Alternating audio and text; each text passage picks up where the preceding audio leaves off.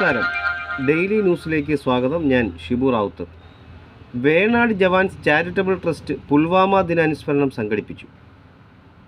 2019 ഫെബ്രുവരി 14 പുൽവാമയിലുണ്ടായ ഭീകരാക്രമണത്തിൽ വീരമൃത്യു വരിച്ച രാജ്യത്തുടനീളം സമാധാനം കാത്തു സൂക്ഷിക്കുന്നതിൽ മുഖ്യ പങ്ക് വഹിക്കുന്ന CRPFൻ്റെ 40 ധീര ജവാന്മാരുടെ ഓർമ്മയ്ക്കായി കൊല്ലം ബീച്ച് ഓപ്പൺ എയർ ഓഡിറ്റോറിയത്തിൽ വേണാട് ജവാൻസ് ചാരിറ്റബിൾ ട്രസ്റ്റ് പുൽവാമ ദിനാനുസ്മരണം സംഘടിപ്പിച്ചു.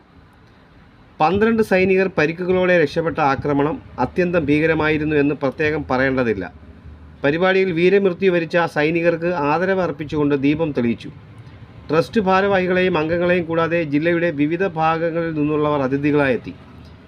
ഈറനണിഞ്ഞ കണ്ണുകളോടെ എല്ലാവരും ജവാന്മാരുടെ ചിത്രത്തിൽ പുഷ്പങ്ങൾ അർപ്പിക്കുകയും ധീര സൈനികരുടെ ആത്മാവിന് വേണ്ടി പ്രാർത്ഥിക്കുകയും ചെയ്തു.